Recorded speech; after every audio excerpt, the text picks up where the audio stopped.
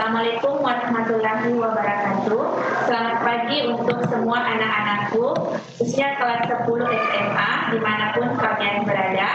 Hari ini kita akan masuk pada materi ekonomi untuk kompetensi dasar KD 3.4, yaitu mendeskripsikan terbentuknya keseimbangan pasar dan struktur pasar. Kemudian KD 4.4 menyajikan hasil pengamatan tentang perubahan harga dan kuantitas keseimbangan di pasar. Adapun materi pokok kita hari ini adalah permintaan dan penawaran. Sebelumnya kita akan lihat dulu apa itu permintaan, atau dalam istilah ekonomi kita menyebutnya demand, dan apa itu penawaran, atau dalam istilah ekonomi kita menyebutnya supply. Kita mulai dulu dengan apa itu permintaan atau demand. Permintaan adalah sejumlah barang atau jasa yang diminta dan dapat dibeli dalam berbagai tingkat harga pada periode atau waktu tertentu. Kemudian kalian akan lihat di bagian bawah bahwa QD atau fungsi dari permintaan kuantitas demand, atau QD sama dengan A dikurang D kali P. Jika P, tanda panah yang ke atas itu menunjukkan bahwa jika harga naik, maka kuantitas demand atau permintaan akan menurun, dan jika P, tanda panah ke bawah artinya harga turun, maka kuantitas permintaan atau demand akan naik.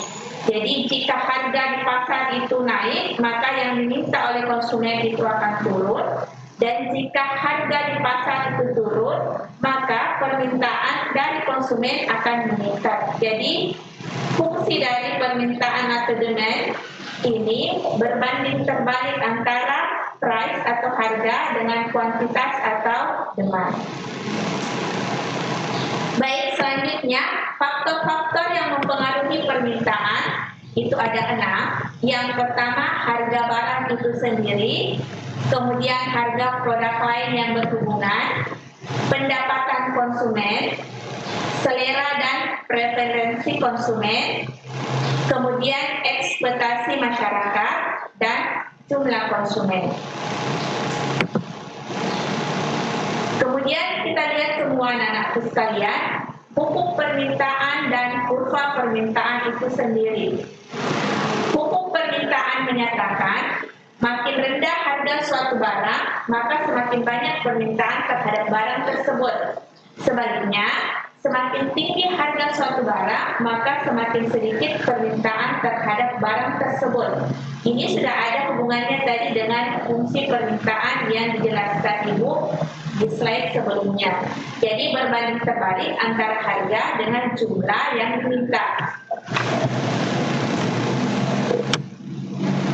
Sekarang kita lihat di slide ilustrasi mengenai masalah permintaan. Di sini Ibu mengambil satu contoh bagaimana harga minyak di pasar. Apabila minyak tersebut harganya rendah, maka permintaan itu akan naik. Tapi jika harga di pasaran itu naik, maka permintaan akan turun. Kita lihat di situasi A, ketika harga minyak 22.000, maka jumlah yang dibeli hanya 10. Nah, kalian lihat di situasi H, berbanding terbalik, jika harga minyak 8.500, maka jumlah minyak yang dibeli atau yang diminta oleh konsumen itu meningkat. Baik anak-anakku sekalian, berikut merupakan ilustrasi mengenai masalah permintaan. Ibu ambil satu contoh bagaimana harga minyak berpengaruh terhadap jumlah minyak yang dibeli. Di sini ada situasi A sampai situasi H. Kita lihat semua untuk situasi A, ketika harga minyak mencapai harga 22.000 per liter, maka jumlah yang dibeli atau yang diminta itu hanya 10. Ini berbeda dengan situasi H ketika harga minyak turun menjadi 8.500 per liter, maka jumlah minyak yang dibeli meningkat menjadi 80 liter. Jadi ketika minyak harganya 22 hanya 10 yang dibeli, maka ketika harga turun menjadi 8.500, maka jumlah yang dibeli atau yang diminta meningkat menjadi 80. Ini sudah sesuai dengan fungsi permintaan yang Ibu tampilkan di slide sebelumnya. Kemudian untuk menjabarkan bagaimana tabel tersebut tadi, kita akan melihat bagaimana kurva permintaan minyak goreng. Jadi dari harga 22.000 yang diminta 15, kemudian ketika harga turun maka permintaan yang diminta akan menjadi 80 liter. Jadi slope-nya ini slope negatif. Sekarang kita baik anak-anakku sekalian, materi kita selanjutnya mengenai penawaran atau dalam istilah ekonomi kita menyebutnya supply. Jadi penawaran adalah sejumlah barang atau jasa yang ditawarkan dan dapat dibeli dalam berbagai tingkat harga pada periode atau waktu tertentu. Ini dijabarkan dalam fungsi penawaran, di mana QS sama dengan NIM A ditambah BP. Kemudian kita lihat fungsi permintaan P tanda panah ke atas, maka QS tanda panah ke atas juga, yang artinya jika price atau harga meningkat, maka kuantitas supply atau penawaran barang juga akan meningkat. Tapi jika B tanda panah ke bawah, maka S tanda panah ke bawah juga, yang mengartikan bahwa jika price atau harga turun, maka kuantitas supply atau penawaran juga akan turun. Jadi fungsi penawaran ini berbanding lurus, berbeda ketika tadi di fungsi permintaan berbanding terbalik. Kemudian faktor-faktor yang mempengaruhi penawaran, yang pertama harga barang yang bersangkutan, kemudian harga barang lain, biaya produksi, tujuan produksi, dan tingkat teknologi. Sekarang kita lihat hukum penawaran dan kurva penawaran. Hukum penawaran menyatakan bahwa semakin tinggi harga suatu barang, semakin banyak jumlah barang tersebut yang akan ditawarkan atau dijual oleh para penjual. Sebaliknya, semakin rendah harga suatu barang, maka semakin sedikit jumlah barang tersebut yang ditawarkan atau dijual. Kemudian, penjabaran dari hukum permintaan tersebut dapat kita lihat pada ilustrasi mengenai masalah penawaran. Ini masih berhubungan dengan harga minyak goreng dan jumlah minyak goreng yang ditawarkan. Situasi tetap pada situasi A sampai situasi H. Kita lihat di situasi A, ketika harga minyak goreng 22.000 per liter, maka jumlah yang ditawarkan mencapai 80 liter. Dibandingkan dengan situasi H, ketika harga minyak goreng itu hanya 8.500, maka jumlah yang ditawarkan atau dijual mengalami penurunan di angka 15 liter. Jadi sekali lagi ini berhubungan atau berbanding lurus, berbeda dengan permintaan tadi berbanding terbalik.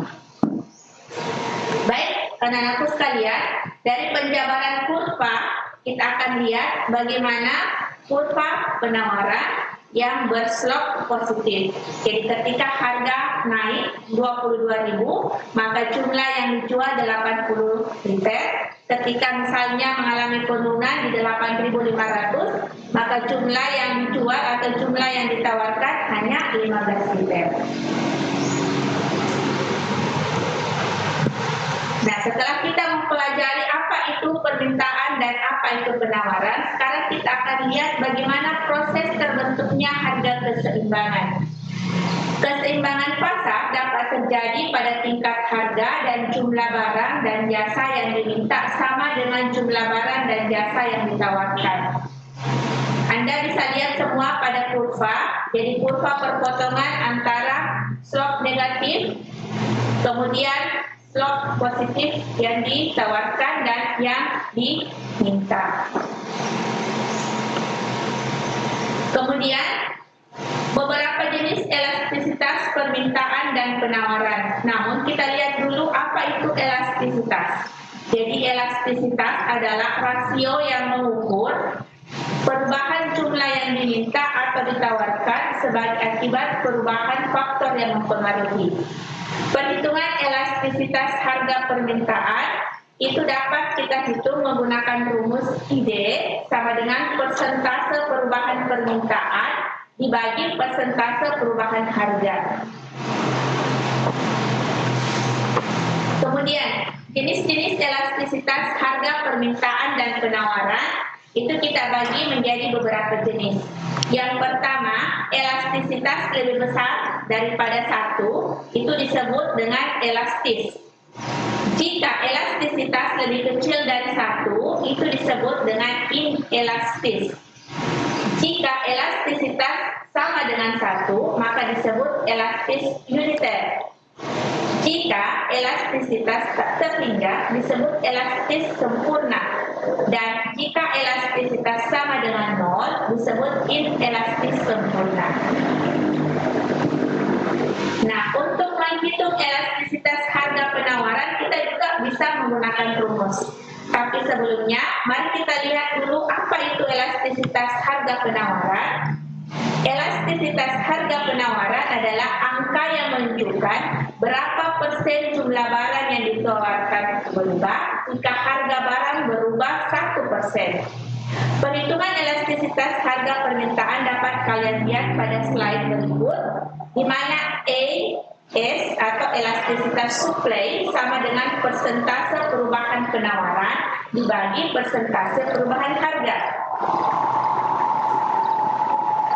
Kemudian, anak-anakku sekalian bisa melihat faktor-faktor apa saja yang mempengaruhi elastisitas permintaan. Yang pertama, ketersediaan barang substitusi. Yang kedua, proporsi kenaikan harga terhadap pendapatan konsumen. Kemudian jumlah barang itu sendiri, kemudian berapa periode atau jangka waktunya. Kemudian faktor-faktor yang mempengaruhi elastisitas penawaran. Yang pertama adalah jenis produk, kemudian sifat perubahan biaya produksi, dan terakhir adalah jangka waktu. Nah, sebelum Ibu mengakhiri materi kita hari ini, ada satu pesan Ibu. Baca buku, buka dunia. Oleh karena itu, bacalah buku sebagai jendela ilmu pengetahuan. Sekian materi Ibu hari ini, semoga bermanfaat untuk kalian, khususnya kelas 10 SMA. Mari tetap belajar, tetap semangat untuk mencari ilmu. Assalamualaikum warahmatullahi wabarakatuh.